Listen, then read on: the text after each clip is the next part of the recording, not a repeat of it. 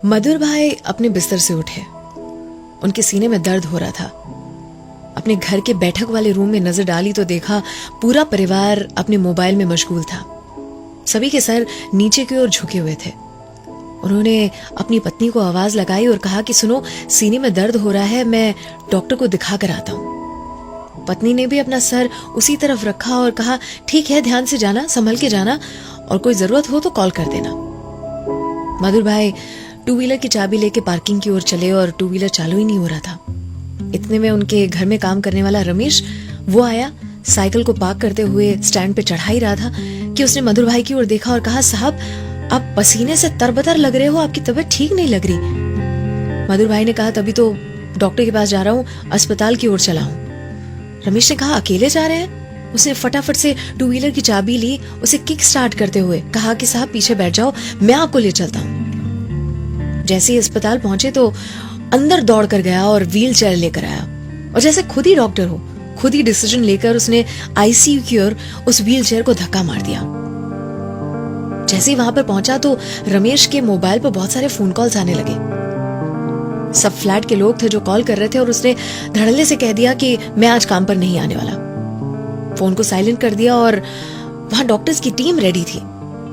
सारे के सारे टेस्ट फटाफट हुए और डॉक्टर ने कहा कि आप बहुत टाइम पे आए हो, इससे ज्यादा लेट हुआ होता तो बहुत गड़बड़ हो जाती, लेकिन अब आपका ब्लॉकेज निकालना होगा, हमें जल्द ऑपरेशन करना होगा, और जिससे पहले आपके किसी एक रिश्तेदार की सिग्नेचर चाहिए होगी इस फॉर्म पे।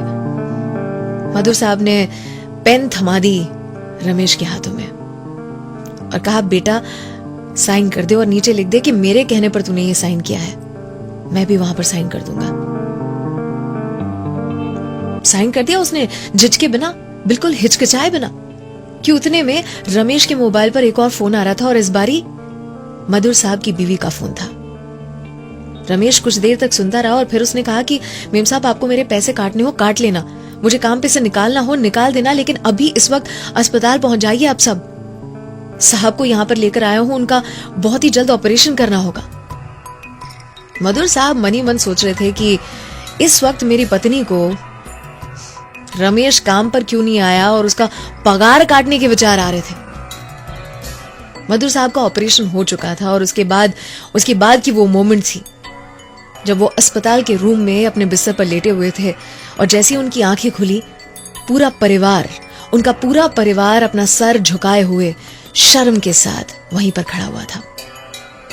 मधुर साहब ने आंख खोलते ही कहा कि मुझे रमेश से मिलना है। उस मेरे बेटे के बिना मेरा जी पाना असंभव था। एक मोबाइल फोन जो हमें हमारे अपनों से कितना दूर लिया जा रहा है, और हमें विचार भी नहीं आता। तलाश है एक